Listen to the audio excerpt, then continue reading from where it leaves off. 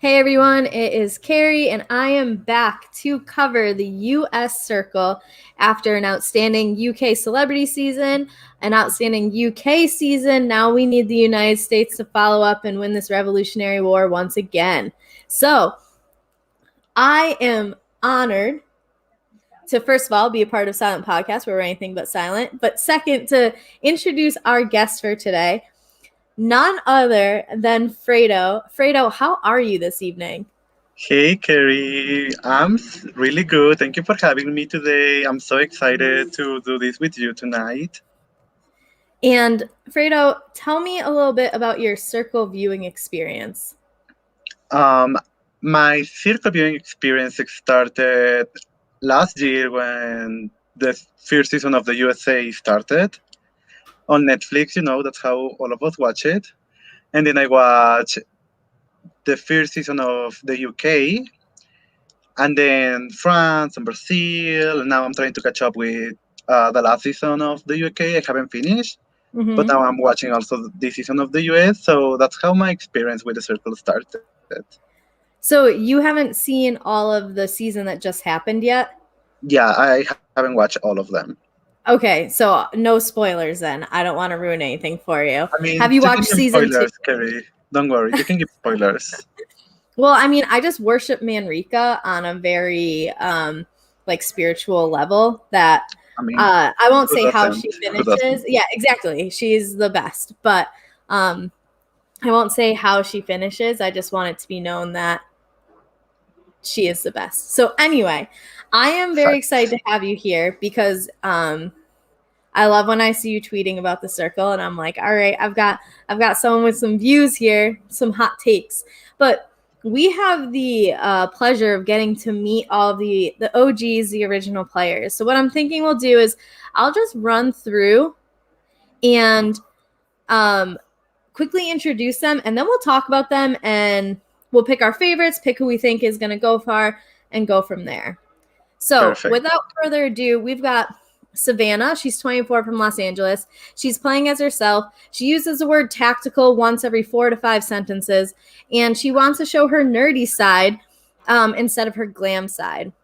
We've got Jack, who's some nerd student. Like, no offense, Jack, I know you're within the community, but it was like smart shit, like on another level, smart shit. He's 20, but he's playing as 21-year-old Emily.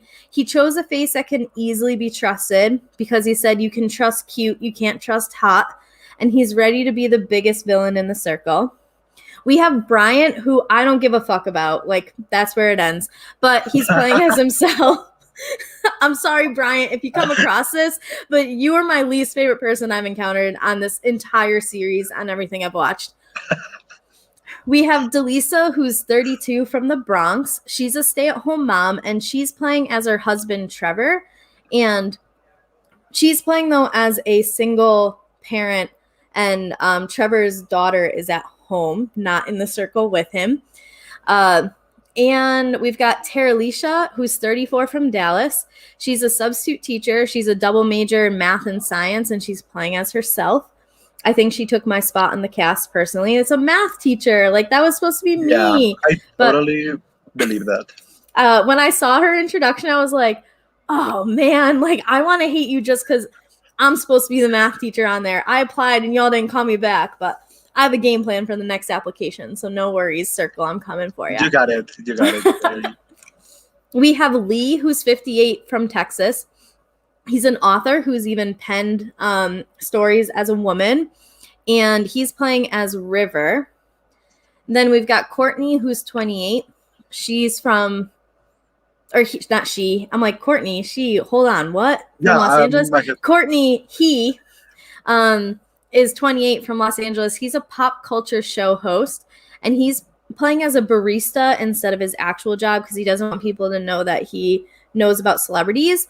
And he's playing as himself. And then we have Chloe, who is on the hit Netflix show Too Hot to Handle from the Essex, UK, and she's playing as herself. So there is our rundown of the characters.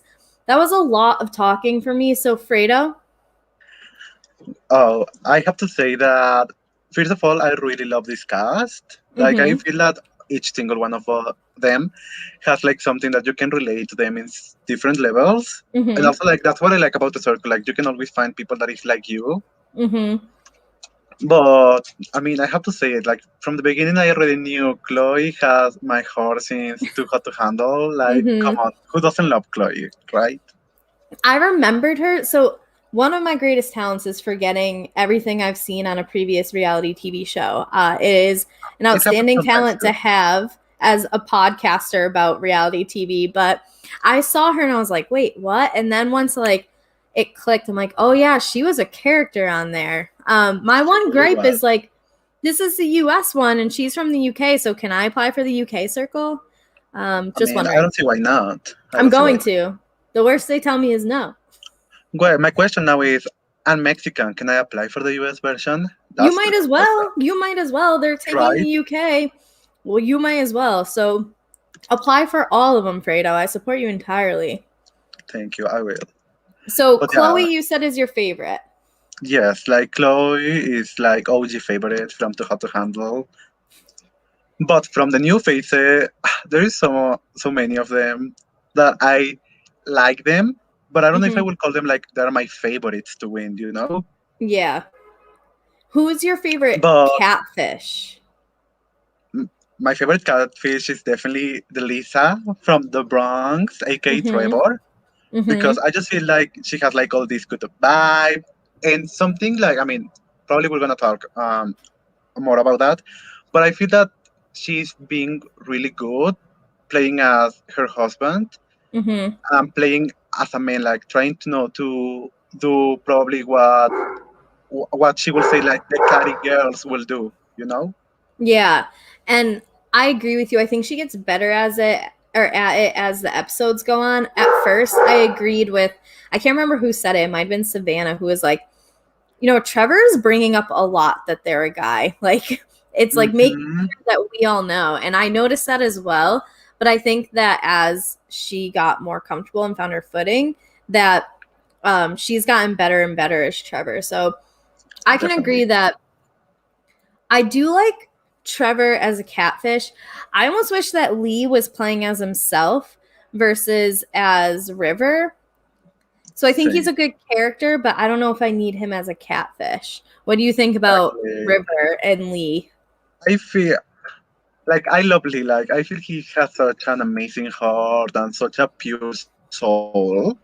Like we can see how he develops the episodes, and I feel like so much love for Lee. But as a River, I don't get anything from River. You know, sometimes like Mm-hmm. I'm like, wait, who's River? You know, I don't feel it doing something to make River someone remarkable. I agree with you. And I think something that aligns with that is like River looks eccentric. You know what I mean? The big hair, like the very unbuttoned shirts in the picture. Like this person definitely at least presents himself as a character that I don't think we're seeing a personality that matches the looks yet. And that would be something for me if I was in the circle, I would be questioning. I almost think that like Bryant's character matches River's picture more than whatever Mm, personality River has right now. yes, And Brian did something to like I don't know great if you work. looked through my notes, but I wrote "Shut Up, Bryant" at least 12 times. And then, like, I just every time I talked, I was like, I can't do this. Like, you get off my television immediately, please. I have so many questions about how the breed work thing that he does works. You know, like I really I want to don't. know. It's inhale then exhale. Fredo, you've been doing it your whole life. Like, you, that's it. That's all. I have to before we move on from the characters, give a shout out to who is my favorite, and that is Courtney.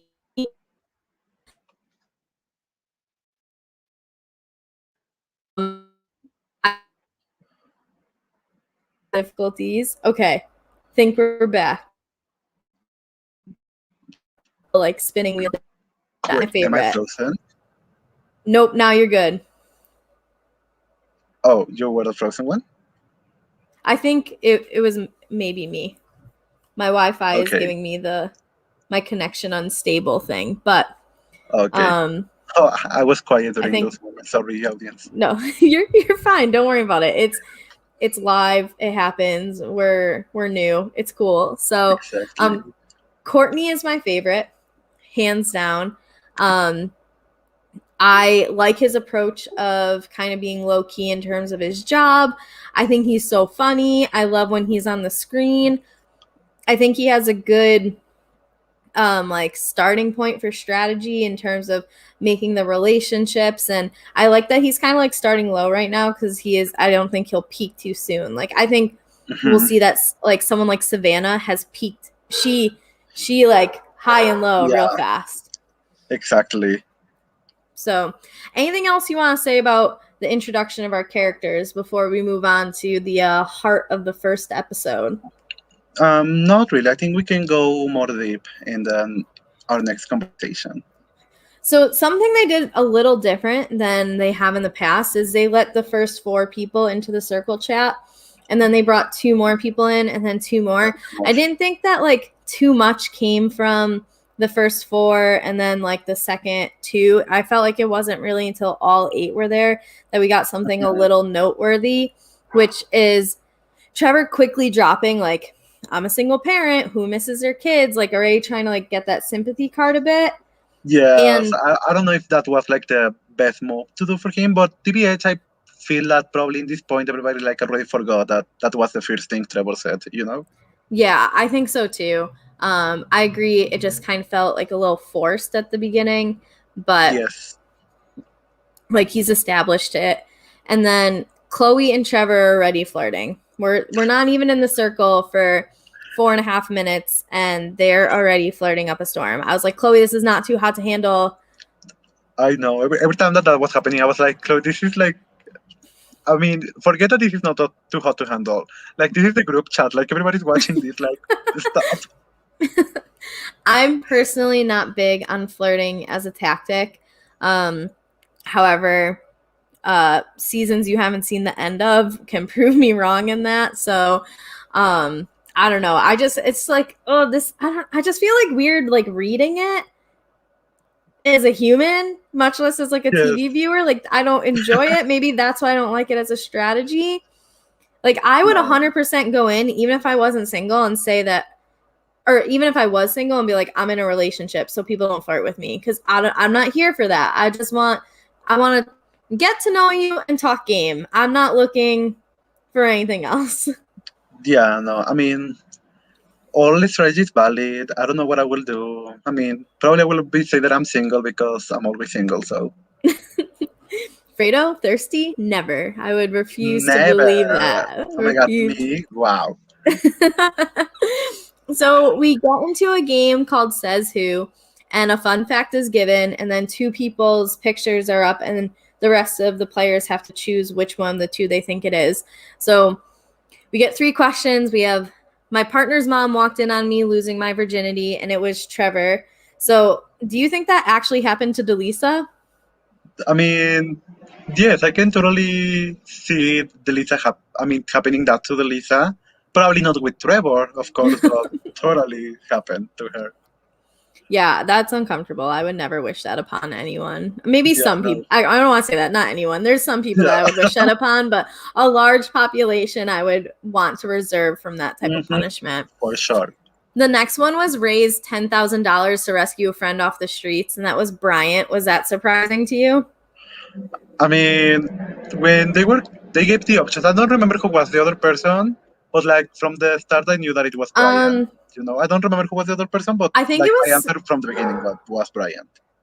No, it wasn't Savannah, because I remember Savannah being like, I saved them off the streets after we were at the club when we were drunk. Oh, yeah, true.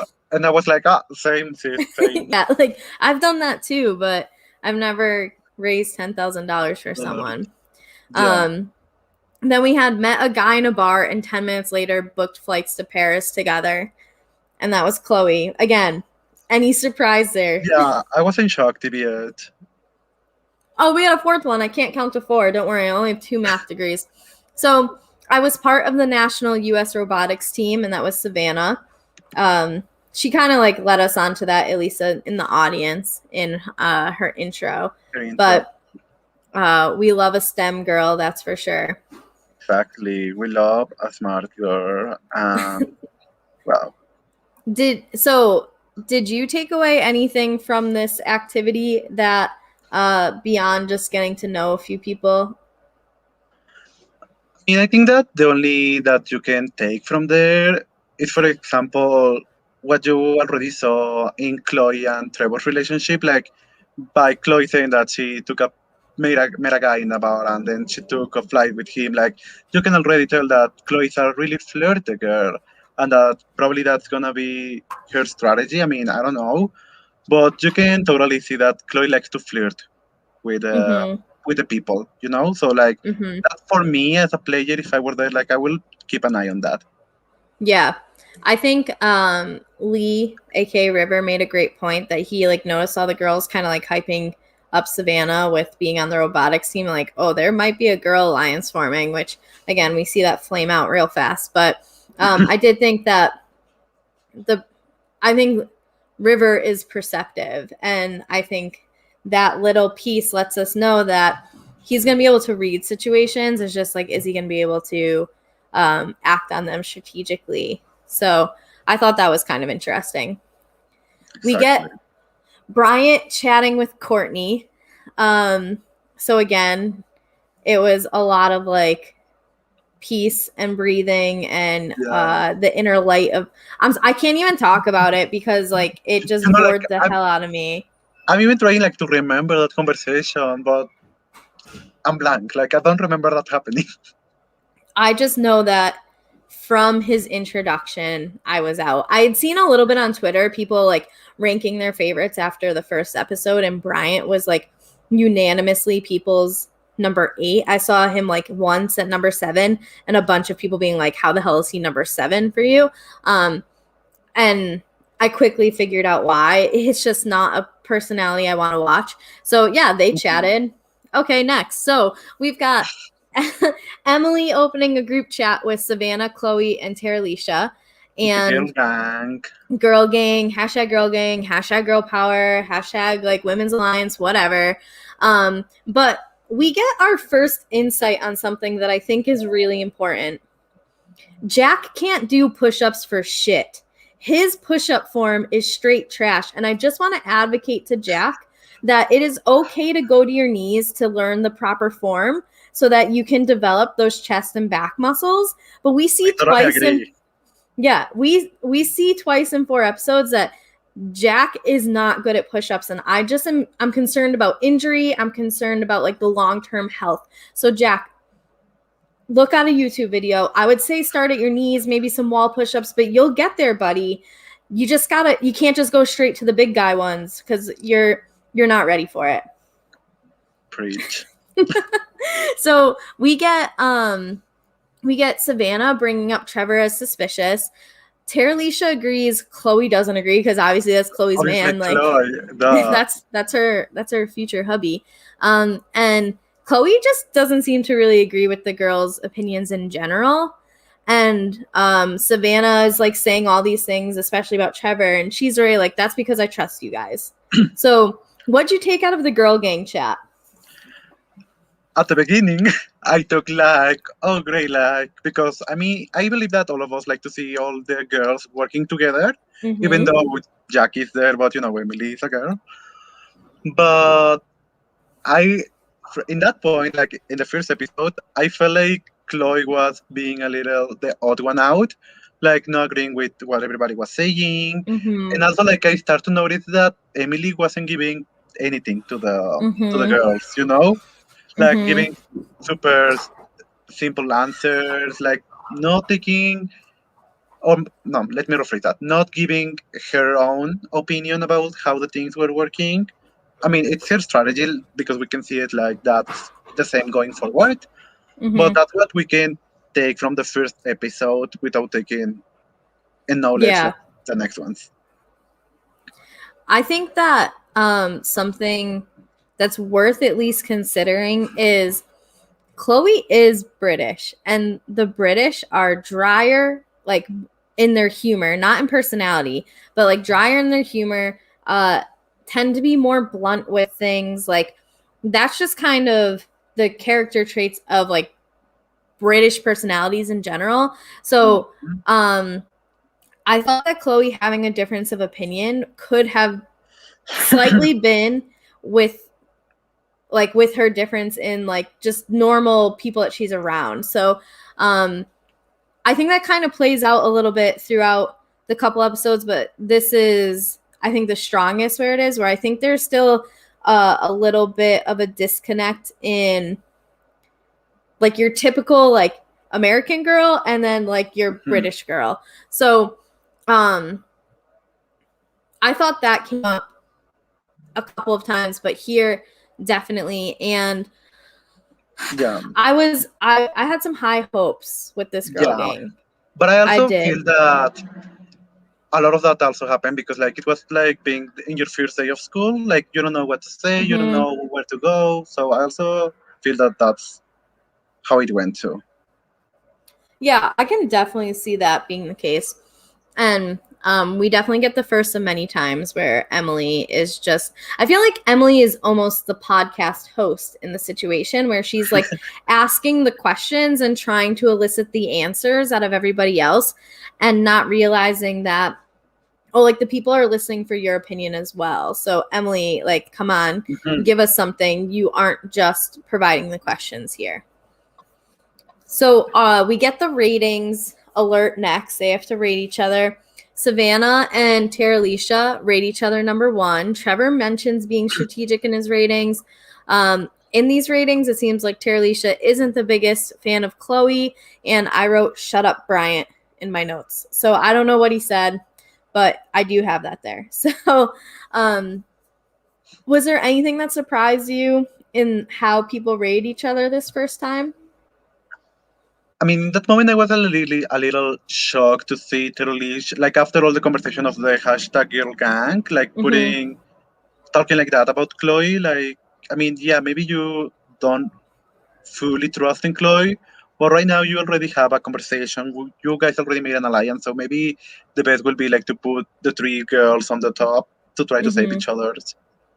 Yeah, I definitely agree with you. And that was probably the biggest thing I took from it as well. It's like, you guys just left this conversation and you're already doing the opposite. But again, we see how that plays out over the next few episodes. Exactly. After the ratings, we get Trevor chatting with Savannah. And those two really connect over some deeper stuff, like Trevor being a single parent and Savannah being raised by a single parent. Yeah. And it does come up again that Trevor does mention he's a guy a lot. What did you think of the Savannah-Trevor pairing? Did you think that this was going to be like a solid alliance, an alliance of convenience, just like... I feel it was like a really turn of events because Savannah was the first one to say that she didn't trust in Trevor. So like, as a viewer, I really like to see how Savannah's perspective changed in Trevor. Like from the first 10 minutes to the next 20 minutes of the episodes. And like I truly believe that is a relationship that's gonna be a good alliance and a good friendship between them. So like I'm happy that happened because like Trevor and Savannah, I feel that they are a really cute couple. Oh, because I forgot to say, but the reason why I love Savannah so much is because she's half Mexican, you know, and like I always try to support all my people because that empower. Pride, right? Exactly. Like, of course you should. I was a huge Savannah fan, to be fair. Like at the beginning, I'm like, okay, like this girl seems to be smart. She seems to be social. Like she can do some damage here. But I think she forgot that this is a marathon and not a sprint. So exactly. I also thought that this was going to be a great pairing.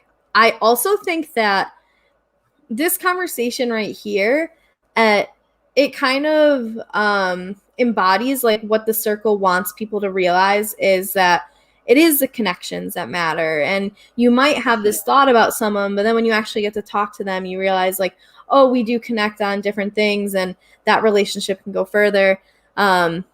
So I wish that we got to see more of like that connection and like the development of it and her maybe even getting to explain it in a better light later on, which we'll get to.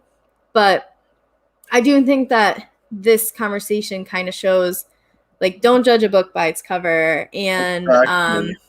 like, talk to the people that you feel, I don't want to say like most uncomfortable talking to, but maybe like most hesitant to talk to. Yeah, the people that you think you don't have like anything in common, like no, like give yourself a chance and see if you really don't have anything in common or you have everything in common, you know? Yes, exactly. I agree with you. So we get the ratings revealed, and in 8th place is my favorite Bryant. Just kidding. And then 7th place is Emily. 6th is Chloe. In 4th place, there was a tie with Courtney and River. 3rd is Trevor. And then our 2 influencers, in 2nd place is Savannah, and 1st is Terralisha.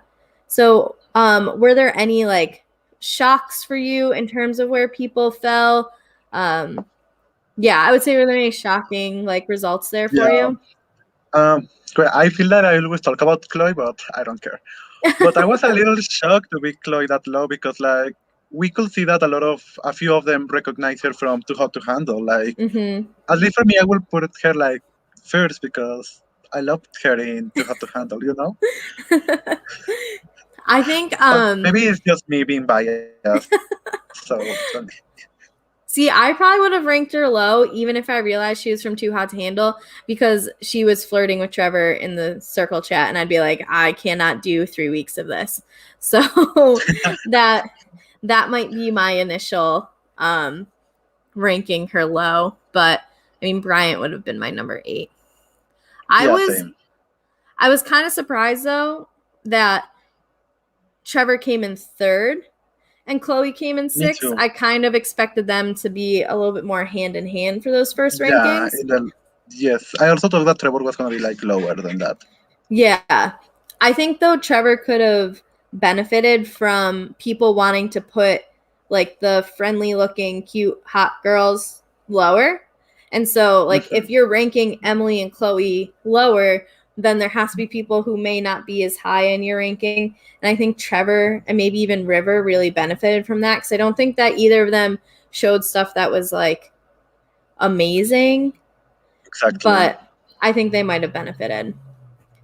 Yeah, no, I mean, at the end of the day, you need to also be strategic in your ratings to benefit yourself.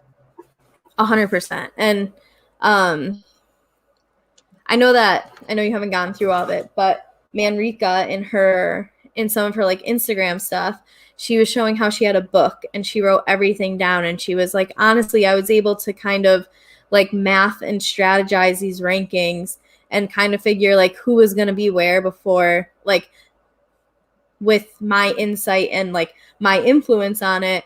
So I think that having an understanding of that can be really beneficial. Yes, definitely. I think that it's also like how you're able to receive the information from other people. I think that's also plays a big factor on the ratings. Mm-hmm. So we get an alert that Terralisha and Savannah are now influencers, and in 24 hours they're going to block someone. Normally that happens right away, and they each have the opportunity to save a player right now. So gonna pause there before they actually do it. Who did you think Savannah was going to save, and who did you think Terralisha was going to save? I thought that Terralisha was going to save Emily for sure. Mm-hmm. And like I thought that Savannah was going to save Chloe for sure. Mm-hmm. Same. So we get the end of the episode, they make their saves, and I agree with you. I was like, okay, well, this girl gang thing, like, that's going to carry through. It's going to be pretty predictable. And then Savannah was like, nah, curveball, here it comes. So in terms of the overall first episode, what do you think? Like, how'd you like it? I really enjoyed it. I feel like it was like a good first episode. Like it really gave us the opportunity to watch all of them, to have a really good introduction to how they are as a players, as a person. You know, I really liked it. Yeah, I'm appreciative, and this happened in the UK circle as well. In the first couple of seasons, we had to sit there and like watch them pick their profile picture, watch them write their bios, and I like that they've like fast forwarded through the majority of that stuff now to give us more like game content within that first episode. I hate the circle cliffhangers though. Like I get why they do it, so you want to watch the next episode immediately, especially with like them dropping 4 episodes at a time. But just finish an episode on an actual event, not in the middle of a sentence. Like, Yeah, I hate it. For please. example, for me, I don't like. I mean, I like it, but like I try not to watch like everything like back to back to back to back. Like to have time to process everything. So like Yeah. if you leave in a cliffhanger, it's like frustrating for me because like I know that I'm not gonna watch the next episode right away. Yeah. I'm gonna wait a few hours or minutes, depends on my mood. No, that's a really good point. And I mean, Netflix knows what they're doing. They know how to make this bingeable Yes. and it's honestly how I've gotten some of my friends into this show where like by the end of the first episode, they need to know what happens in the next one. And then all of a sudden it's like 6 hours later and we watched the whole first season of The Circle. So Exactly. And especially like with this season, I mean, with every season, but like now they're doing again the 4 episodes every week. Like you just want to keep knowing more and more and more and more. Yeah, public service announcement about that real quick. If you're someone who is like up when they get released and you're tweeting spoilers about it, fuck you. Like some of us are not able to watch it immediately because we work full-time jobs and then we coach after school and then we have to tutor and then we have to do our homework for our doctorate and then we have to squeeze this in on a Friday night and Saturday morning. And just because you're able to watch it earlier does not mean you need to ruin my viewing experience. Like put a fucking spoiler tag on your tweets. Shit. Preach. I'm gonna go and don't be an asshole. Yeah, I'm gonna go and record my little rant, and I'm gonna post it on Wednesday when The Circle comes out. I was so mad. I was seeing so much stuff, and it's like I at least did a decent job of avoiding most things. I didn't know anything that was gonna happen, but like I did pick up on some of the names, so I was able to kind of like guess a little bit more easily because of it. And I was just like, fucking Twitter, stop. Yeah, it's hard, especially when you try to mute the hashtag or the words. But anyway, guys, like a fun fact that my dear friend Laura Royden told us, if you're muting a word and you are still seeing the word, go to your settings, see if the mute word is like for everybody or only people that you don't follow, because maybe that's the reason why you're still watching seeing the word or the hashtag. So that's a good life hack, courtesy of Royden. Love you. I personally don't like to mute words of like shows that I am watching because I don't want to miss like a good tweet about something, even if I haven't seen it yet. I think actually my whole mute list is just Big Brother and Big Brother Canada because I just don't need it on my timeline. Sorry, Big Brother and Big Brother Canada fans, but your shit's not for me. Fair. So, all right. So we get into episode 2. We're back after, I don't know, the 30-second break between episode 1 and episode 2 ending. And they're still in the circle chat and they're still saving people. So Terralisha saves Emily, which again, we expected that. And then Savannah comes out of left field and saves Trevor after she told all the girls that she was suspect of him. And so there was... I just read your note. The note that's... So why Fredo is laughing, because I take notes on this, obviously, because I have to, you know, recap these shows. And so, like, as I told Fredo, maybe like 80% of my notes are objective, but there's like 20% subjective stuff. So right in the middle of my saving notes, it just says, Chloe has very long legs. She does, doesn't she? I mean, yeah, she looks so tall, yes, for sure.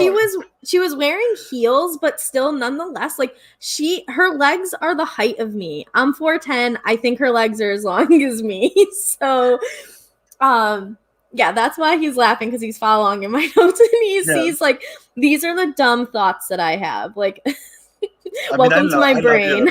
I love it. So we don't really get much conversation after that. There is a new edition of the red circle around the at-risk players. I was like, okay, circle stepping up after your first season. And then I just wrote, please send Bryant home. I think I write that at least 4 more times. So Anything from the savings, especially the Trevor one, that you want to bring up? I mean, I was so shocked when Savannah saved Trevor because if you stop for a moment and start to think like how the other people is gonna perceive it, Mm-hmm. like you already told the girls that you don't trust in Trevor, so why would you save him? I mean that's a little shady from the beginning. But I mean, if Savannah also think a little probably if she would have saved Chloe, all the guys were gonna be like, oh, they have a girls' alliance, but I don't care. Right. And I agree with you. And to like add to that is I think it would have been easier to do damage control with Trevor because that's only one individual you're upsetting. And you never really promised him anything versus you have this group of 4, including yourself, that's 3 people you just pissed off. That's almost half the game. In one So swift that you already move. said, I trust you, girls. Like, Yeah. come on. And it can be very easy to explain to Trevor, like, yeah, the 4 of us had a group chat.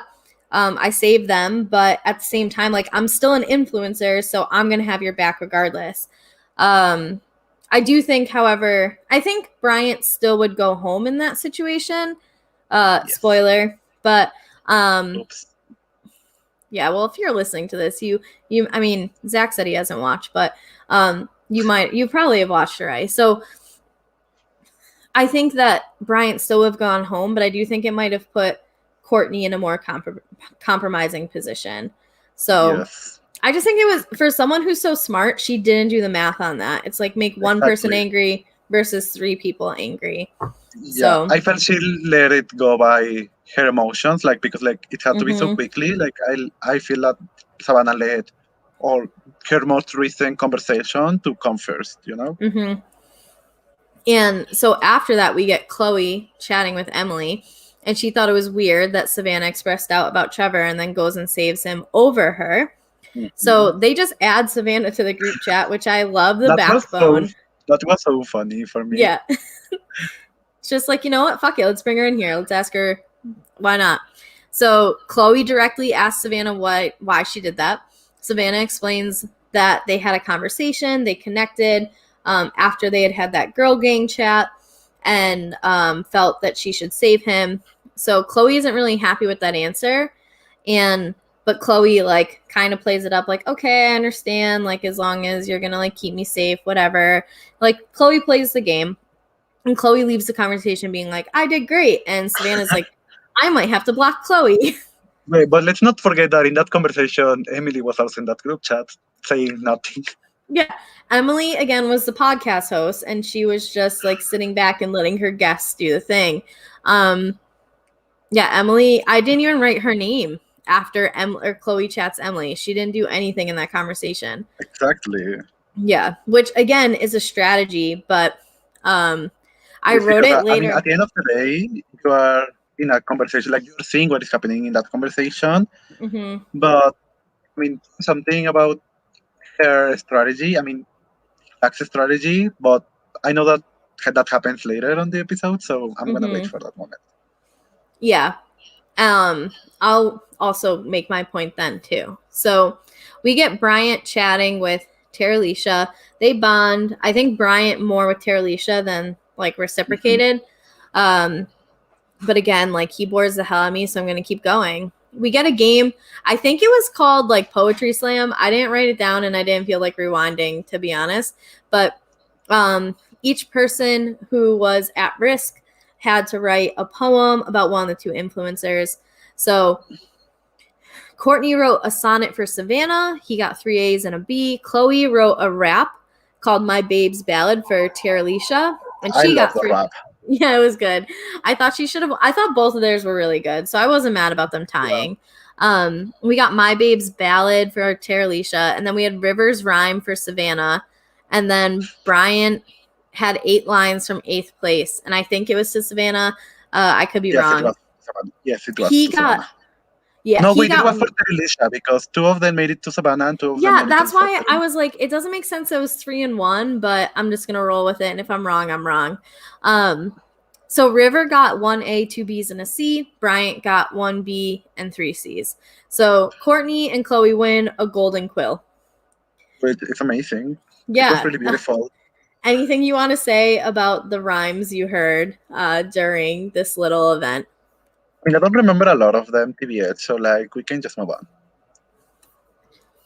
All right. Well, I agree with you. I thought the rap was fun, and I thought Courtney's was good, although I can't remember what it was. So we have Bryant chats with River, and I just wrote Bryant, shut up again. And I took away this very important piece of information. So I think River looks like Bryant wearing like a Party City wig. I'm not joking. Oh my god, I love it. Go back Like, and look. Go back Yeah, and look, like- and you're gonna be like, "Oh shit, she's right." No, yes, like I can totally see it. Like wow, like I just feel this was like a life-changing moment in my life. So that's all I took from their conversation. Is that they're actually twins. So That's the twist. Yeah. Oh no, it's like the one season of Big Brother I watched when you had like the Nolan twins switching in and out. Bryant gets Yes. blocked, and now he switches in and out with River. That's my nightmare. So anyway, Courtney chats with Savannah, and my first question is, Savannah has a Tumblr with like the circle logo on it, and as a podcaster true. about it, I want that. How do I get it? Is there a merch store? Like, Oh my god, I forgot about that, but it's true. yeah, it was real nice. I want one. I thought the Courtney and Savannah duo was awesome. I was really excited about them. I thought they were fun to watch. You can tell that they like quickly connected and were on the same We really page. want it. And I also wrote that I will kill Savannah if she flips on Courtney. Well, Not really kill, because like jail's tough, but I would be real mad. What did you think about Courtney and Savannah? I liked it. Like I really enjoyed how they, like you said, like how they both were on the same page, how they both like agree and the relationship that they created. But I mean, in that moment in my head, I was still like, Savannah, what are you doing? Like, go back with the girls. Like, Mm-hmm. what are you doing? Well, Savannah isn't the only one who is kind of like spreading her wings. We get River it's not a bad chatting with thing, for sure. no. We get River chatting with Terralisha. River is like making up hashtags that I think Lee thinks is like young and hip, and is actually just like he's just like throwing. Yeah. Like, he could have just like hit the keyboard with his fist, and that would have been the same thing. So River again bringing up like the heartbreak, which they made it seem like he had been talking about that a lot. We didn't really see that as viewers. Yeah, actually, I have already forgotten that part. Yeah, it's not like a great storyline, so I'm not even worried about it. They quickly make a sibling connection, and I just wrote that this pair is fine, I guess. So, like, what do you think of this duo? Yeah, it was like a good conversation between them. Like, I love any relationship of strangers, if we can call it that way. Yeah. That they decide like to be like siblings, like family, because I feel like that's even such a better bond. Mm-hmm. I feel it's like more truthful. So like I really like to see how River and Terralisha bonded in that way. Yeah, I agree with that for sure. We get Chloe chatting with Trevor, and we see like Chloe sitting there eating, and she's like cutting pizza that's like hanging in her mouth with scissors, which I think it's genius personally. Go on, Chloe. Do your own thing. They're already talking about going on dates, which why? And then Chloe trusts Trevor. It doesn't necessarily seem as reciprocated from Trevor to Chloe. Gonna say that. But because I feel like Trevor, aka Delisa, is like kind of soft Chloe's way, like performance in front of everybody. I don't know. Yeah, I agree with you. Like she knows what Chloe is doing. She's onto her. So it's kind of like I can keep you close for convenience, but I don't know if that's going to last as long as the whole series does. So we get an alert. The influence. Why can't I talk? It's like the one thing I have to do right now. Influencers must choose who to block. So they come up, they're like, congratulations, I wouldn't want to be here with anyone else but you. And then that quickly falls apart. So they start with Courtney. Terralisha sees him as a threat and initially doesn't want to say that. Both of them say that they like his energy. And then Terralisha brings it up. She's like, I do think he is a threat, and she wants him gone. So the conversation about Courtney kind of ends there. But then River comes up, and Terralisha wants River off the blocking list. No questions asked. So Savannah says, fine, as long as Courtney's off the blocking list. So Savannah quickly tells that, like, okay, she wants Courtney gone, and I do not want that. So they negotiate, come to a deal, which means it's either going to be Chloe or Bryant. We both know who went out. Thankfully. So Chloe comes up, and Savannah really puts it out there that she's concerned about Chloe. Terralisha wants to keep Chloe, and Savannah only wants to keep her, so she doesn't go back on her word to Girl Gang. So Terralisha more is like actually for the human connection between her and Chloe, where at first that wasn't really existing. And then Savannah's like, nah, I just need to not like fuck over three people at once. Exactly. I feel like Savannah was like, I'm only gonna say Chloe, so Emily and Terralisha see that I'm still trustworthy, that I'm still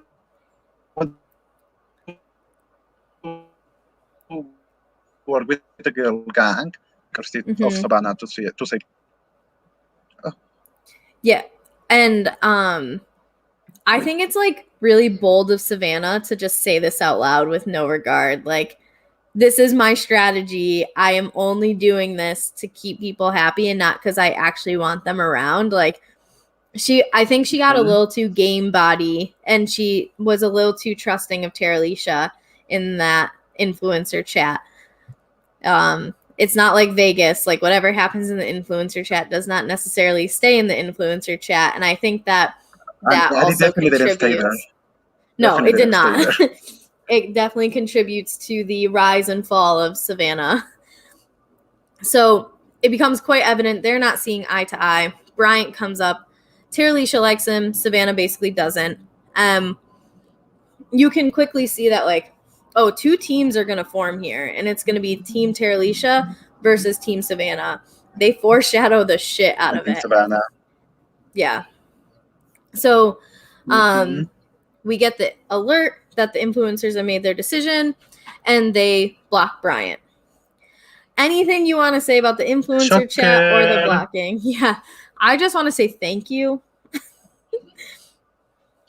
I don't know if I could have watched. Yes, I mean, yeah, no, I was going to say that I really felt that Bryant didn't make too much of an effort to try to connect with anybody, like, besides River and maybe, like, his little talk with Terralisha. So, like, as a viewer point, I feel good that Bryant left because, like, he wasn't giving us anything to the audience. So, thank you. Yeah, I think that if Bryant is playing the circle with, like, other people from his, like, hippie commune, that he maybe wins the circle. But when he has to play against, like, normal personality people, he doesn't stand a chance because, like, I think that, like, good vibes only stuff, like, comes across so fake unless you, like, genuinely know the person, and you don't, because you don't know who the hell is on the other side of that screen. You don't know if it's real, if it's not, so it's, yeah. It can seem very surface level, despite the fact he's like, I genuinely think you're a good person in this life and all the lives you had before and whatever, and it's like, bro, you gotta do something different. So Bryant is gone. See ya, Bryant. I'm glad, because if he made it past this episode, we would have only recapped episodes 1 and 2 because I would not have watched 3 and 4. So Bryant gets to choose. I wrote that he gets to choose a block a player. He gets to choose to see a person face to face, and he goes and visits River. I thought it was funny that Lee, like, straight up tells him, he's like, you had no strategy. You were all heart, no head. Good on him, because he wasn't wrong. Yeah, and I see that you once again wrote Brian shut up. And I feel that that was the moment when he was saying like, even I was like the first eliminated player, I already won by meeting all of you and having all this experience. But in my head, I was thinking just the exact same thing. Shut up. I thought it every time he spoke, but I also wrote that this is my least favorite meeting in the history of the circle. Like literally nothing came of this for me. The only good Yeah. thing about it was Bryant was leaving. So, my other thing was like he gave some advice, and I cannot stand, especially like the first one out when they give advice, because like why would I take your advice if you were the first one out? You did everything wrong. I do not need this from you. Exactly. But I do have to say that something that I can like rescue from the conversation. No, wait, like before the conversation happened, like how Lee. Wait, I think it was after, before. I don't know. I always get confused with those two words. But how Lee looked like truly affected by Brian leaving. You know, like Lee was crying and felt sad by his watching Brian leaving the game. And Mm-hmm. that was the moment where I was like, I think that I actually love Lee. So I was okay with it because like I do think it is a little more difficult when the person comes to see you. Mhm. I'm also not good at saying bye to people, so like I can understand getting Yeah, me emotional. neither. But spoiler alert, like Lee cries at everything. So Yes. the like impact of it, now that I've seen all 4 episodes, it is not as much as it was if I had Yeah, the first only time seen was like Lee a lot cry. more. Yes. Yeah. The second and third time I'm like, fucking stop. Like this is the game. No, yeah, Come I on, feel Lee. it. So the last part of this episode I think is great. They get an alert, and they never do this, but obviously due to the situation, they say a new player will be joining the game tomorrow, and they show Lance Bass's picture. First of all, because you are younger than Chloe, I believe, correct? And you're younger Yeah. than Jack. Neither of them knew Lance No, Bass. I'm actually older than Jack. Oh, you're older than Jack. Okay, you're younger than Chloe, older than Jack. Okay, I knew you're around Yeah. their age. Do Yeah. you know who Lance Bass is? I did not knew who Lance Bass was. But do you know who NSYNC is? Yes, I know anything. But like if Okay, you ask because me who is in the band, like I don't fucking know. clearly Justin Timberlake, JC Chazé, Chris Kirkpatrick, Yeah, Joey I mean Fatone, I and know Lance Justin Bass. Timberlake is from there. And that's the only thing I know about NSYNC. My first concert was NSYNC when I was in 8th grade. So anyway, I just thought it was funny how Chloe was like, oh, that's someone I can flirt with. And Lance Bass like made waves, not just in the pop culture world, but like in society when he came out as gay. Cause like when he did, he was like at the forefront of like representing the gay community, and like it really was unheard of for people in like popular culture to like come out publicly like that. So when with her not knowing who Lance Bass was and being like I could flirt with him, I was like, Chloe, girl, you're just I just want to like pinch those cheeks, like you're so cute. So I mean I feel her. I mean, but I do have to remember that, like, I'm sure that people know NSYNC and like can name a song or two or whatever, if, like for people your age and younger or whatever. But for those of us who are probably maybe like 28 and older, would probably be a good age guess. Like NSYNC and Backstreet Boys, that rivalry was our lives. So we could tell you everything. Well, we're halfway through the Wednesday released episodes. We're on episode 3. And the beginning of it, we get the news feed with Bryant's goodbye video. And I just wrote, shut up, Bryant. This isn't even like a running joke for me. It was like I'm writing down what I'm thinking because I also had a break between, I think, watching episode 1 and episode 2. And then I didn't watch episodes 3 and 4 until this morning. So like these were like thoughts that it wasn't just like one sit down joke. It was how I felt every time. Just throwing that out there. But it's the last time I have to say it because he's not here anymore until like the finale. Hopefully they don't ask him any questions. So Savannah's like, oh, I'm kind of upset that he's gone. And I think it was Jack who was like, he's gone because he's nice. Like, it's Yeah, true, though. I really don't remember anything that during that moment, TBH. Like Yeah. I said, Brian wasn't a memorable person, so Yeah.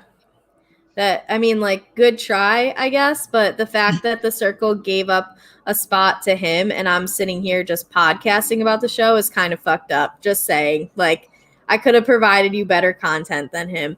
But anyway. I agree. Also, I feel like it gets like we don't remember a lot of Brian's message because what happens next is the top of the cake for me. Yeah, 100%. So we get the circle chat opening up, and Savannah's like, "Oh my god, I feel so bad," and but like it was a tough decision, and people are just seeing right through Savannah's like half apology, half explanation, and Terralisha is like, well, it was kind of Savannah that wanted to block him, not so much me. And Savannah was like, this was a joint decision. So everybody's reading between the lines and understanding like there's a difference in opinion. Yeah. So what were you thinking was going to happen from this point? God, in that moment, I was like, oh shit, is this about to be a war? Like, I was so shocked. Like, I remember that I was on my bed, like, watching, and I'm texting with a friend because, like, she told me she have already watched it. And I was like, shut the fuck up, this is not happening. Like, why they're attacking each other? Like, I love both of them. Stop. Yeah, I think it's genuinely unfortunate that we have like two strong women going after each other, because if they had teamed up, who knows what happens in this game. But I think you have like a clash of almost very similar personalities where neither it's the thing that makes sense to me, and I don't think I really came to this thought till later, but I think it's a good place to bring it up, is like no matter what, someone had to go. So who gives a fuck who made the decision? Because like as long as you're still here, like, right? Like, exactly. The other people who are still there, like, they probably don't even care that Bryant's gone because they care more that they're there. So like the fact that this battle started because of that, it's like you two are literally the only two that care about it. You could have easily swept this under the rug. Instead, like, it's literally going to be the downfall of at least one, probably both of your games. Yes. And we see it. Spoiler alert, we see that happen. Yeah. So then we get the introduction of Lisa, who is playing Last Bance, I think I almost said, whatever. I do that a lot. I like mix the first anyway. So Lisa is Lance's assistant, which I think is a cool concept for them to do. To like, if you're gonna bring a celebrity on, it has to be someone who knows that celebrity really well. Like, I really like that Lisa is like her personal assistant, and that actually like we can see like Lance Bass video to Lisa, like wishing her luck and that shit. But my immediate thought is no one's gonna give a celebrity $100,000 in this. There's no chance that Lance, aka Lisa, wins because you have a bunch of normal people and then a celebrity. Yeah, and I think that's also something that they ask him like when they start to meet him. But right, I mean, Terralisha does, and I was like kind of taken aback, but also like kind of happy that she asked it because that was legitimately my first thought when I saw Lance Bass show up. But we're skipping the brunch, so like let's not. Yeah, we'll nothing really happened with the brunch anyway. The only thing that I thought that was worthwhile, there was two things actually I want to mention, is that like you can tell Chloe's been on TV before because she gets this basket and it has whipped cream in it and she's just like spraying it in her mouth. And like, to be fair, I would do that. I probably wouldn't spray in my mouth. I like to like spray in my hand and then. Me too. Like, also, I like to do it on my hand. Yeah. And Jack looks like a fucking giant in his apartment. So like he's so tall. Like, wow, I'm amazed by that. Yeah, how tall is he? 7'4"? Like, is it an apartment for ants? Yeah, he's like 1 year younger than me, so like that makes me feel bad sometimes. Because I'm 5'4". I'm 4'10". You have 6 inches on me, so I see him standing up and I'm like, he can touch the ceiling just by going like this. He looks like a Yes. giant. So we get the circle chat, and all of the circle chat focuses on the fact that they have a new player. It is Lance Bass, who is a worldwide pop star, and was in one of the biggest boy bands of all time. A lot of the conversations focus on like their similarities, like, oh my god, I have this in common with a celebrity. He had to explain NSYNC, and because there were a couple of people who didn't know who he was. But then, as we mentioned, Tara Alicia just comes in with the hard-hitting question. She's like, hey, and then what are you going to do with the money? Are you going to donate it? Donate it. And I feel like because we can see like Lisa reasoning about trying to make a joke about saying like, I'm going to just start a tour. But then like literally her answer was like, oh, I'm going to put it on an NSYNC reunion tour. Like no laugh, no emoji, nothing. Like how am I supposed to know that that's a joke if you don't give anything? Like it was just a straightforward statement. Yeah, if you are reading it, like it's not a joke.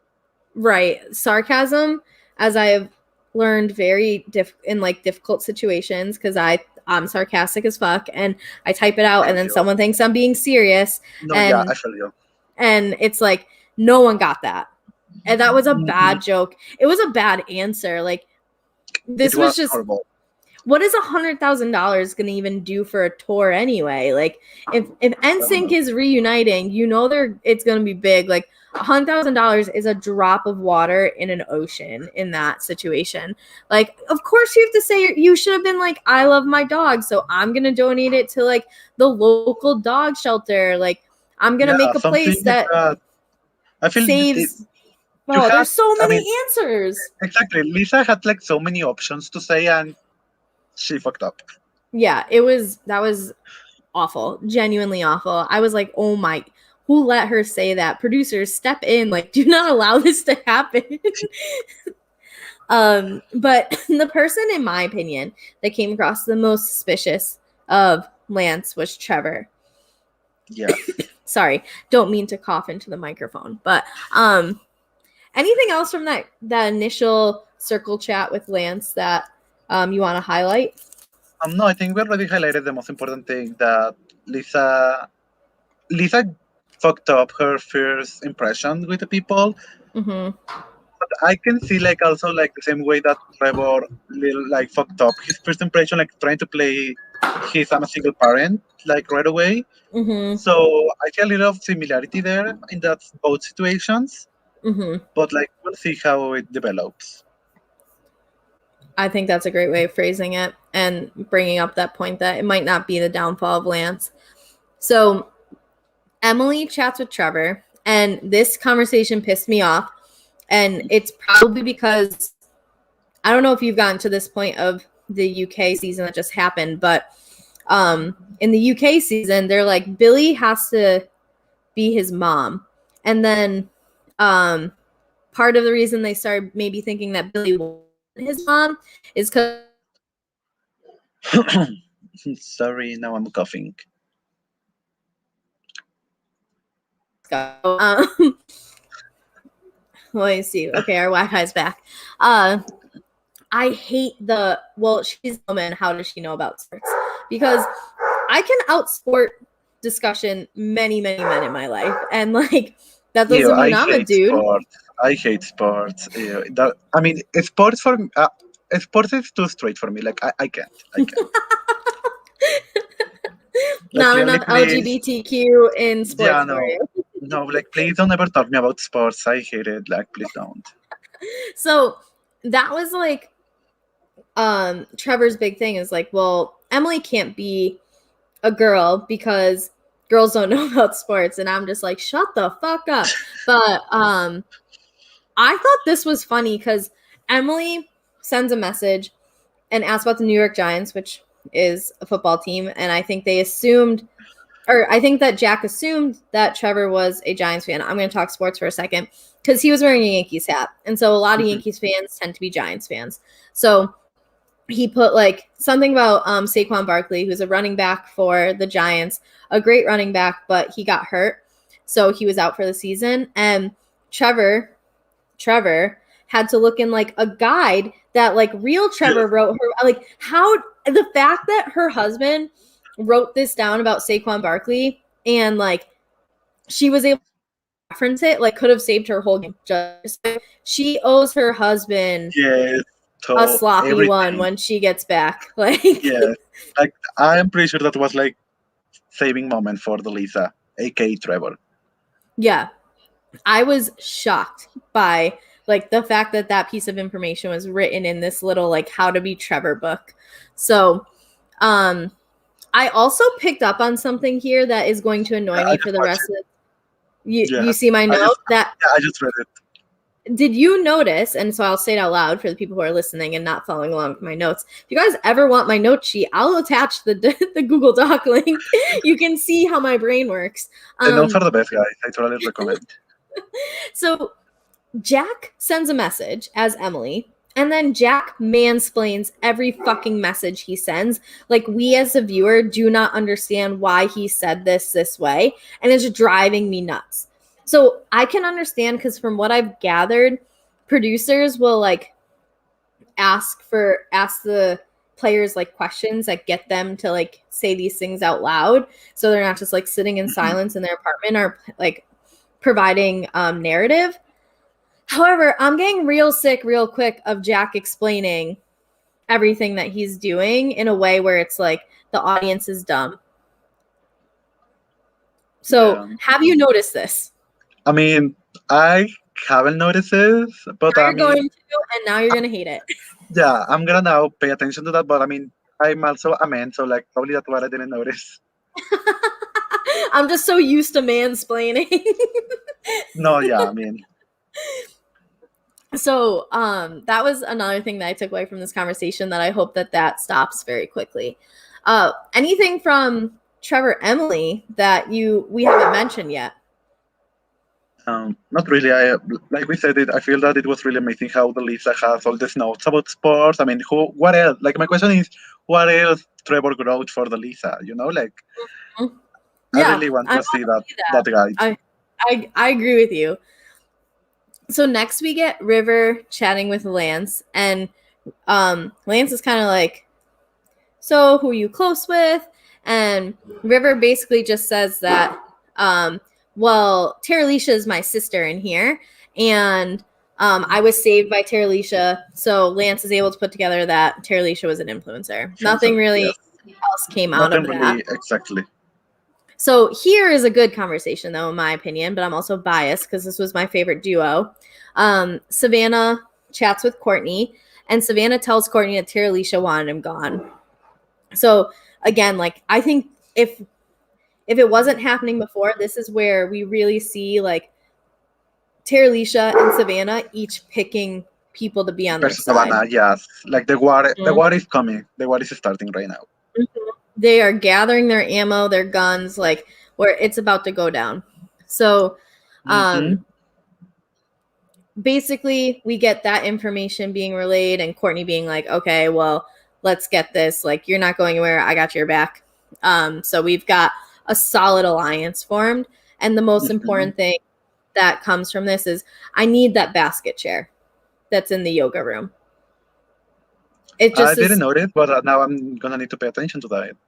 So I was in Tampa a few weeks ago, and we went to this kombucha place, and it had two of them and like this barrel in the middle you could put your stuff on. And we sat there for an hour in our basket chairs just because they were like so comfortable and you can like swing back and forth.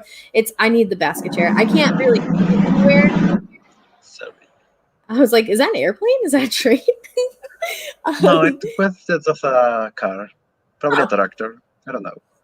That's fine. So, but yeah, keep an eye out for that basket chair because it's also. Because I don't remember right now. So yeah, it looks so comfortable, and I want one of those. We get Terralisha chatting with Emily and Chloe, and she calls it the True Colors chat. So True Colors. You see the two girls being like, "What does this mean? Who's True Colors?" Like Emily looking out, like, did she figure out I'm a dude? And then Chloe being like, "It was so fun." Yeah, the speculation. It's like when someone's like, "Hey, can we talk?" And you're like running through all the things you've done in the last like 48 hours. No. Yeah, like, oh no. had to elicit the same type of reaction. Yes, for sure. So Terralisha really is trying to rein in the women here and being like, if Savannah is so girl gang, why didn't she save you? And quite frankly, she was throwing Chloe under the bus. So she said that she only wanted to keep Chloe so she could keep her word, not because she wanted to keep Chloe the person. So they basically are like, Savannah is out of girl gang. See ya. Like, Bye. yeah, you can't sit with us. So, and it really starts coming out quite a lot here that Emily is just neutral. As we've mentioned, it's come up, like Chloe's brought it up. We've noticed it, but Yeah. it is now just being announced. Exactly. That's what I wanted to say early. Like, I feel that it's okay when you are not being outspoken, like on the group chats, when there is like a lot of more people. But like, there is these moments where like the girls or like Chloe specifically like ask things to Emily, and like Emily just like doesn't give anything.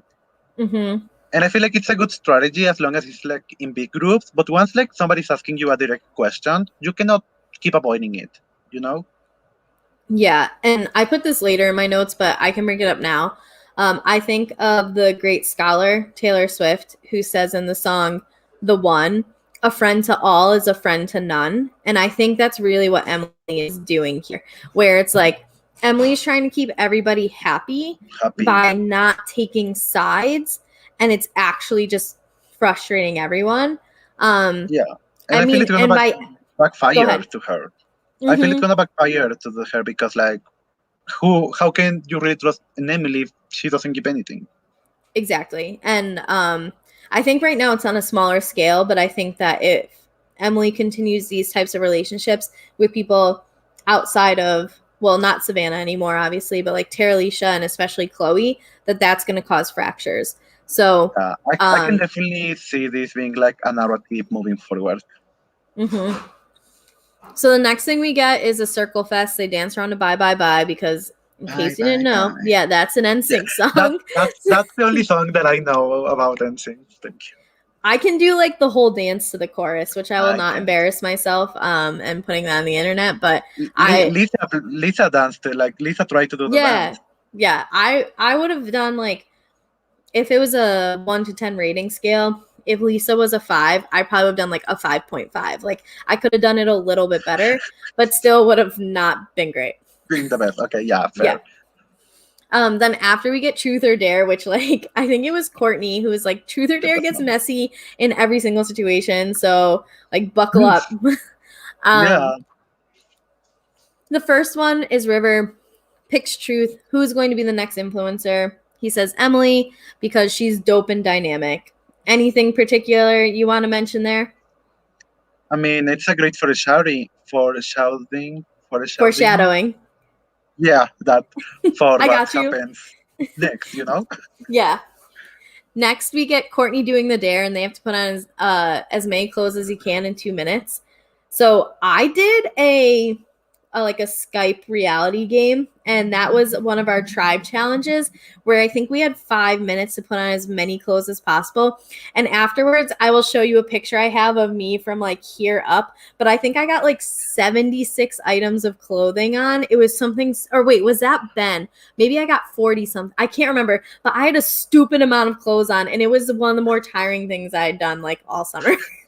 So I will show you a picture. I respect what he did, and I also respect the fact that the last shirt on was Taylor Swift Reputation, which especially because like they have the Reputation concert on Netflix. So I saw a little like cross branding there, but oh, that's true. Wow. Yes. I'm a big Taylor Swift fan, so these are the things that I notice and know. I enjoy Taylor Swift. I really enjoy Taylor Swift. Oh, my girl. So next is Emily. She has a dare and she has to send an emoji to her BFF. So she sends like the dynamite thing to Chloe, being like, yeah, you're dynamite. Was that anything like shocking to you there?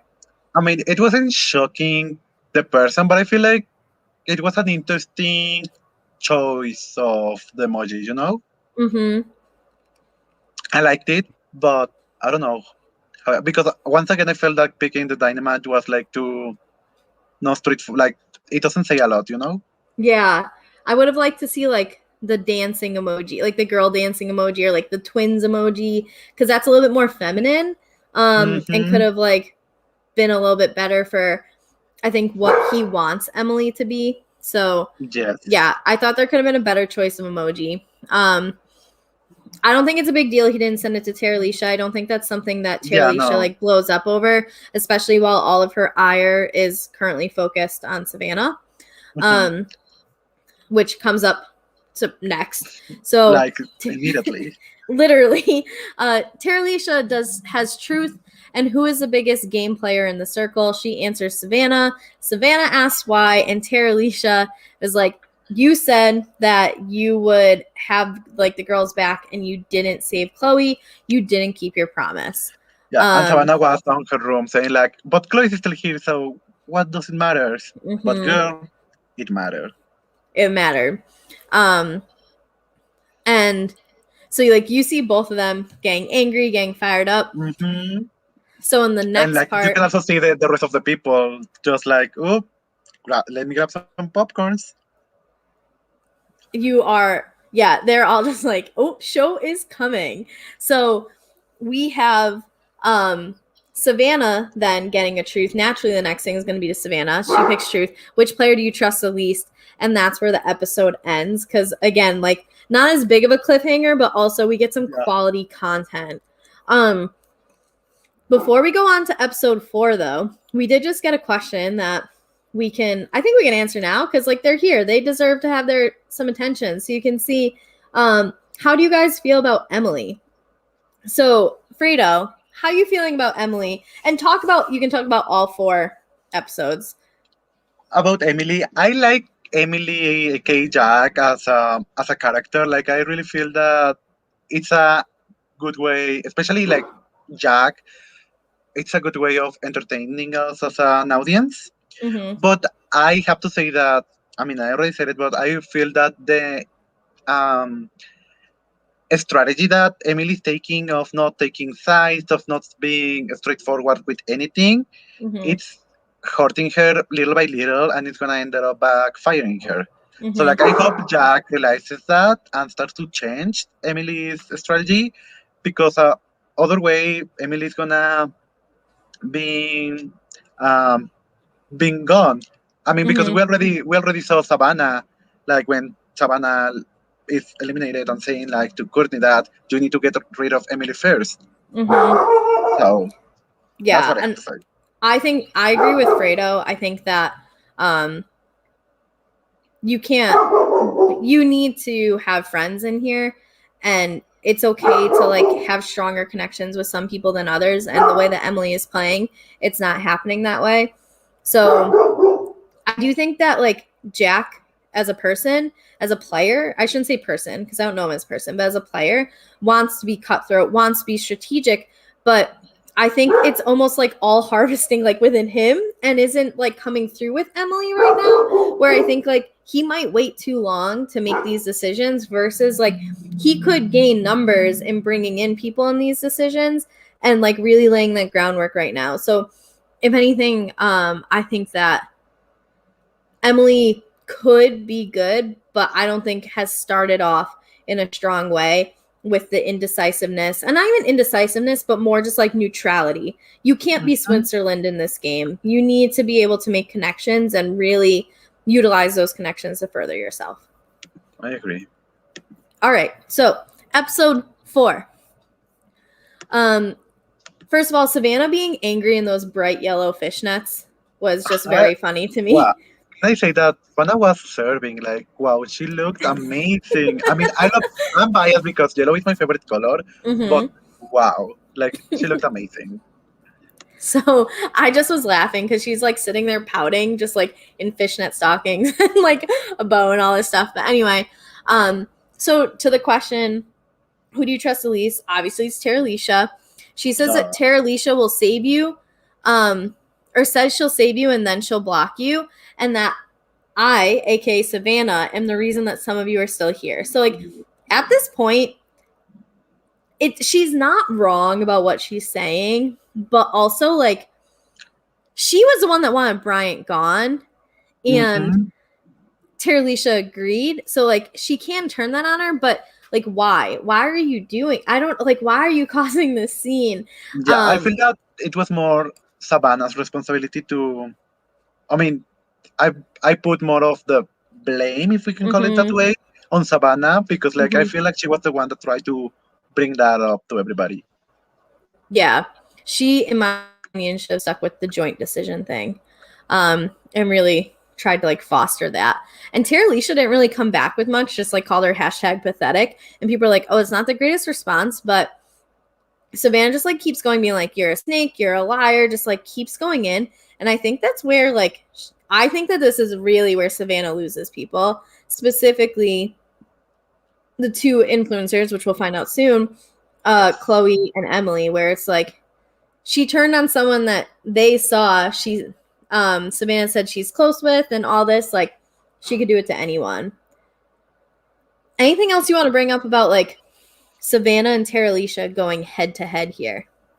I mean, just that everybody should be ready for that moment because it's something like it's so enjoyable for the audience to watch. Yeah, definitely. I'm like, ooh, we're getting some like a lot more drama here than we really did in early episodes of Mhm. I mean, like given the UK circle, they had the clone thing, which like provided a different type of drama.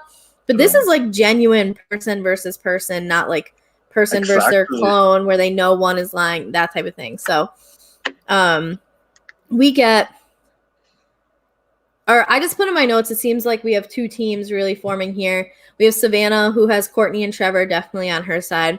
We have Teralisha, who has River and maybe Chloe. It seems like Chloe is Chloe. leaning towards Yes, Teralisha, but I also like saw that.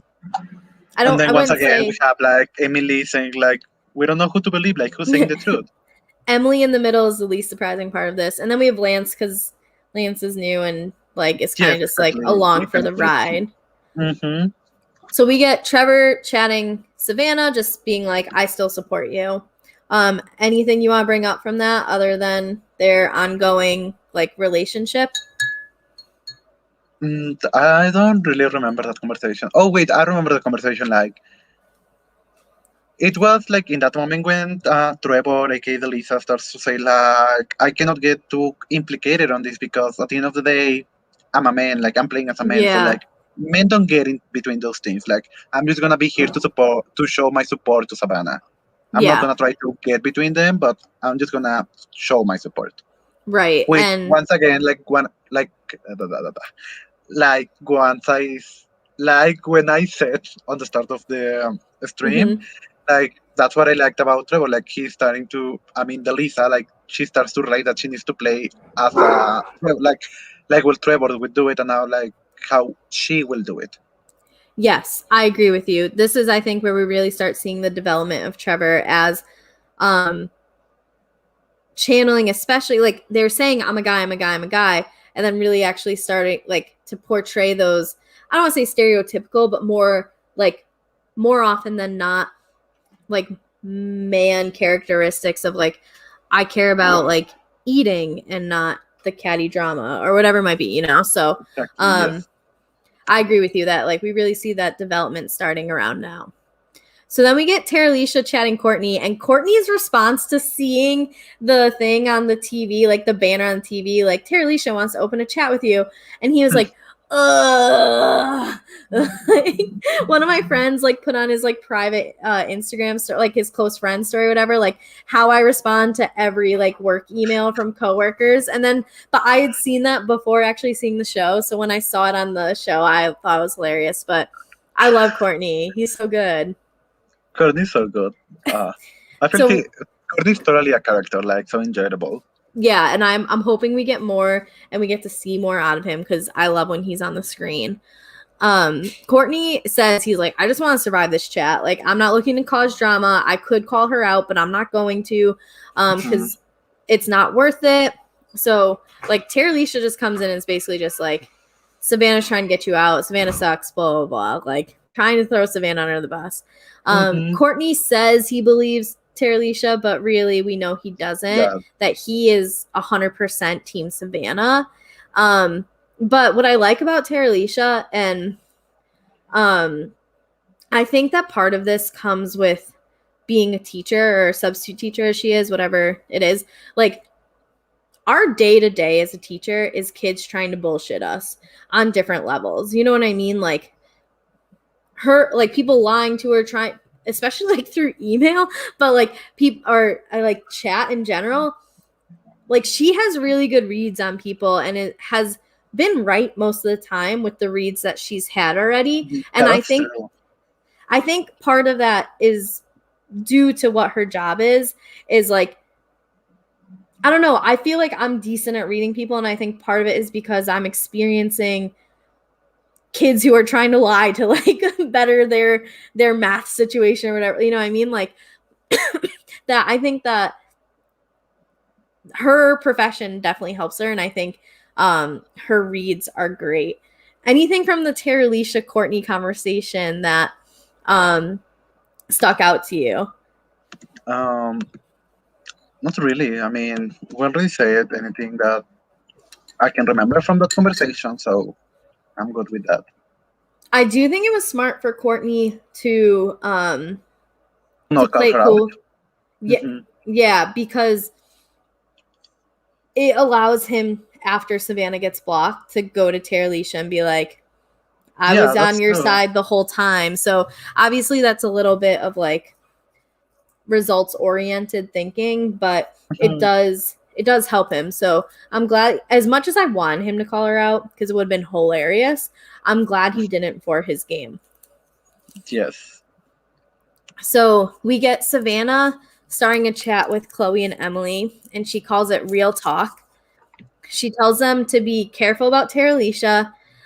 Chloe thinks Emily has no backbone. And then here's where I really gain some respect for Chloe in this game.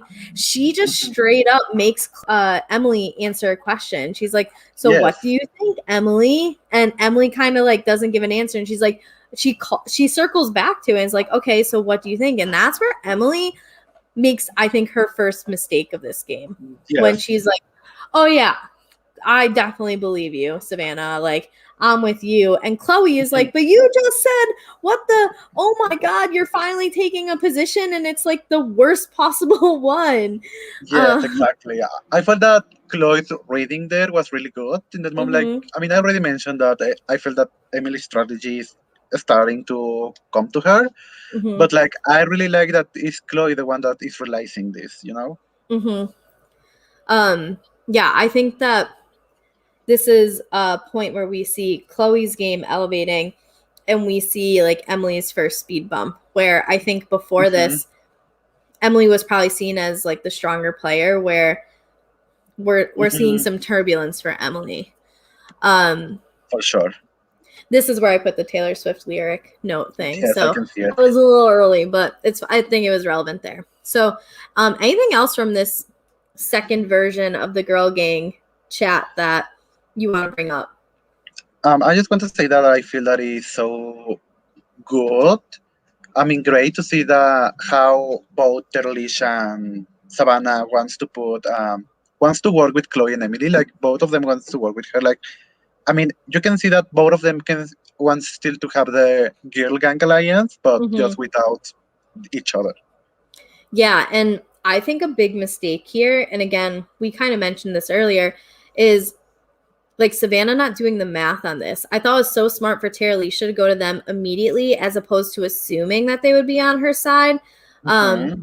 with Savannah like waiting so long, I just think it makes you feel, if you're Emily and Chloe, you don't feel that important. It's like you should be coming to us first saying like, Like ASAP. oh my Yes. God, I'm so sorry. This is what happened, and trying to do it versus it's like a whole day and something later. And especially in that type of environment, a day seems like 3 days. So like her waiting that long to have that conversation, I think, was a huge mistake for Savannah. I think another part of the reason that she ends up leaving after this with this blocking.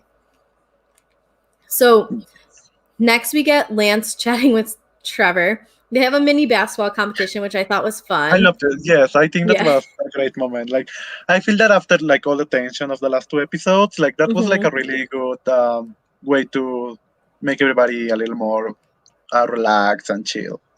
Yeah, I definitely agree with you.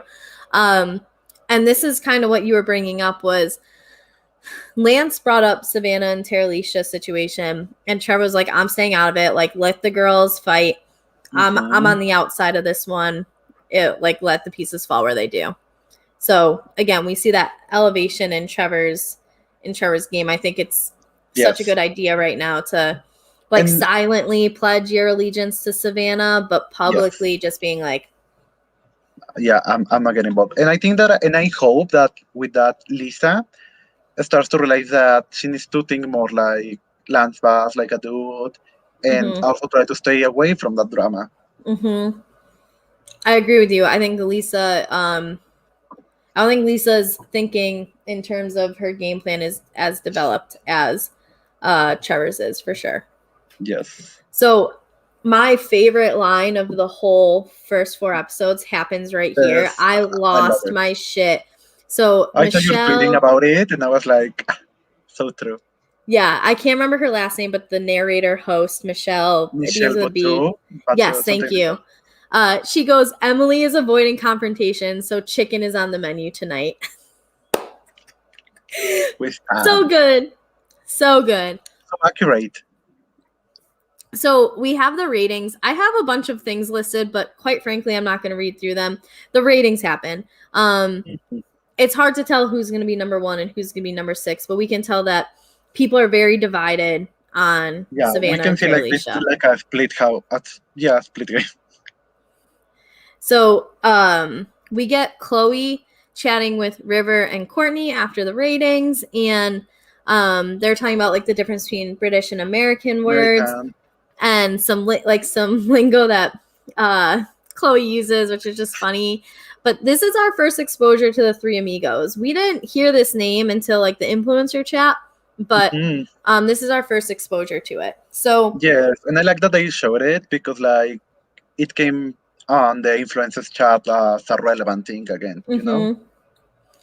But we get our rating results, and in 7th is Terralisha, 6th is Savannah, 5th is Courtney, 4th is River, 3rd is Trevor, which means Emily is in 2nd and Chloe's in 1st, and there are influencers. So anything surprising out of these ratings for you?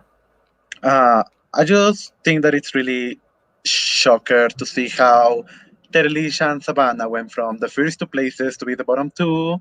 And just like Terralisha says it, like, Savannah, it's your fault that we're in this position right now because you tried to bring this up. I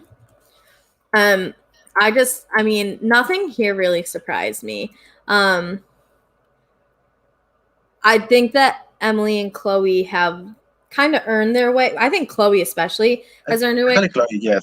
Yeah, and I think especially in the influencer chat, we see like Chloe is connected more so than they're showing in the edit, that like she's working on making relationships with people. I definitely in the last episode, like Chloe, not that I have like a power ranking of the players, but if I did, Chloe moved up it. Like I'm interested to see how this goes for her. Yeah, and I feel that from all the players, like the 9 players that we have seen, I really feel that Chloe was the one that has a better growing during the 4th episodes than any other. I agree with you, definitely. So we get the influencer chat. My first question is Jack allowed to drink? Because he's old enough there, but not in the United States. So great question. Maybe we can ask him on Twitter. So Trevor is the first person they bring up, and Emily is okay with him, and Chloe definitely wants to save him, which I think we saw coming. Then Courtney is the next person who's brought up, and Chloe wants to save him. Emily doesn't really care to. But Emily says that Courtney is the one that they're least connected to. So I think Emily like kind of implied they'd be cool with getting rid of Courtney, but never actually says that. But it does seem like at this point that Chloe's making the decision here. Like totally. Emily is not doing anything. Chloe realizes too. Like Chloe is like, I'm gonna do this by myself. Emily, come on, give me something. So then this is where we get the first like announcement of the 3 amigos. I hope we see development of it. Chloe says her, River, and Courtney are the 3 amigos. And this is where hopefully Emily has this like light bulb of, oh shit, like Chloe's Chloe's playing and I didn't realize it. I thought like Chloe was with me and that's it. Chloe's making connections that Yeah, and I feel that's something that Jack is not doing. I mean, Emily's not doing. Like, I feel it's just staying with, the same people. right. No, wait. Let me rephrase that. I feel like Emily is just talking with the people that wants to talk with her. Like, she's not starting any conversation. Yeah. So I hopefully that Emily like starts changing it up after this. Yes. So we get after before the announcement of the blocking, Terralisha chats Savannah, and sorry, my dog is like ripping his hair out of his tail. You haven't done that in so long. Don't do that, Nitro. Anyway, so Terralisha basically goes like, "Why did you say that what you did in the Truth or Dare game?" And Savannah was like, "You implied that I was the only one that blocked Bryant, and it was both of us." And Terralisha closes a chat. I think that was great to see, like, because like in that moment as an audience, as a viewer, you know that one of them is about to Yes. leave. So like just trying to see how they try to end like this fight is just like funny to me to watch. Yeah, you know that a producer was like, "Start this chat. One of the two of you is going home. Like, give us some last second drama." Because we've never seen people being able to chat each other like that. Like sometimes there's been an at-risk chat where all the players who aren't influencers are able to talk to each other, but we've never seen a player being able to like privately message. Yeah, so you know that was orchestrated, but that was a nice power move by Terralisha. Yeah, it was good to see. So we get the blocking. They imply like we're getting rid of this person because we're trying to bring harmony back to the circle. So Wait, it's before we go to that, like in that moment, who do you think they were blocking? Savannah. I thought that they were blocking Terralisha, and like I was already like in my head, I was so upset already. I just figured that if it had been different influencers, if it was even like if Chloe's not in there, I think there's a chance that Savannah stays. But with Chloe there, the way Savannah specifically fucked her over by not saving her, and it got back to her that like she didn't care to save Chloe as much as she cared like for her image. That I was pretty confident it was Savannah. So they block Savannah. I leave or River cries again. Go figure. So far he's 2 for 2 on crying and blocking. Anything you want to say about that blocking? I mean, the only thing that I feel important to say is that even though I really like Savannah, I felt that it was the best decision for them because I love Savannah and everything, but I really felt that Terralisha played better in trying to connect with the rest of the people, especially with those two. So like I feel that in the end, and I mean I don't know how the rest of people perceives it, but at least for me, Savannah is the reason why all of this happened. So it backdoored to her, it backfired to her. Yeah. I think, and I've mentioned it, I think Savannah played too hard, too fast. She forgot it's a marathon, that it's not a sprint, like all those cliches, that she has a strong personality, and I think she just like let it get the best of her. So I think that if she were a character to be given a second chance, like, oh, you've been blocked, but like you go to this room and all of a sudden you find out you take on this catfish profile, I think she would do a lot better the second time, but she just did too much. I agree. So we get the alert that Savannah can go meet someone, but it does come with the stipulation that's never happened before, which she has to go and visit the person that she most believes will win the game. I wrote why, because I'm like, what the fuck? Why are they doing I was this? also like, it bothered me like a little because I was like, why is she? Because like, I don't know why I felt that if that didn't happen, like, I was pretty sure she was gonna go to see Terralisha. Yeah, that would have been like, I mean, but then we understand why. So like, I totally get it. So she goes to visit Courtney. Savannah tells Courtney to watch out for Emily, to befriend Terralisha, but really like try to get both of them out. Emily first because she's the better player.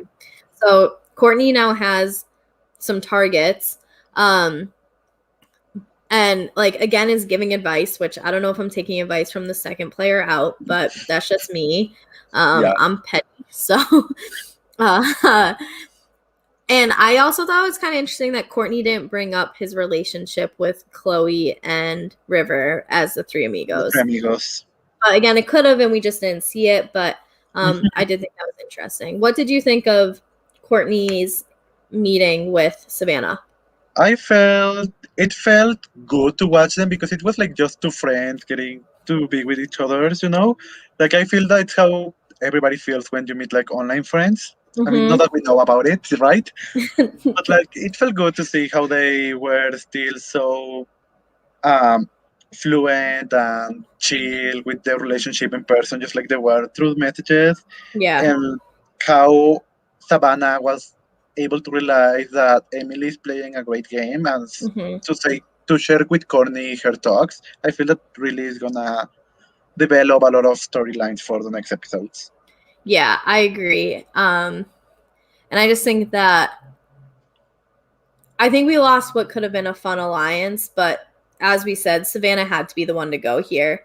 Yes. There's really no other option. Any other decision, I think, would have put Chloe and Emily in a really tough On the bottom. Yes, Yeah. I also agree with that. So we get one last alert. Courtney now has access to the inner circle, which I only thought was for Emma on the UK circle. So this is a new twist. I have no ideas about to happen. What do you think he's going to be able to do with this inner circle advantage? I don't know. I'm so excited. Like as soon as I saw it, the inner circle, I can only think on Rachel in Battle of the Sexes and the challenge. Like this game is ugly. The inner circle is ugly. So like I'm ready to see that. Yeah, they aren't going to let him see people. They can't. So I'm just wondering, like, I don't know. Maybe they'll let him see a conversation between two people. Not like they won't allow him to actually see the humans playing because that ruins the whole concept of the game. Yes. But I have a feeling that it'll be like, okay, pick a player and you'll get to see the next individual chat that player has or something like that. But I could be completely wrong. I have no idea. Yeah, I mean, you don't know. I mean, I'm definitely excited to see what's gonna happen next Wednesday. Even though I'm not gonna watch it on Wednesday, but you know. Yeah, so don't post spoilers, you jerks. Please. All right, so that is the end of our 4 episodes. Fredo, any final thoughts on these 4? I really like I'm always been a big fan of reality TV. So like, and I feel like The Circle is like the best reality show they could make during this time that we're in a pandemic. That we have like all this corona and everything. So like, I'm really excited to see how in gameplay aspect everything develops. Like we already saw a lot of relationships forming. We already saw a lot of power moves being on the make. And especially now with the inner circle and with information that Courtney already has, like I'm excited to see how that's gonna work moving forward and what it's gonna do the inner circle for Courtney and his gameplay.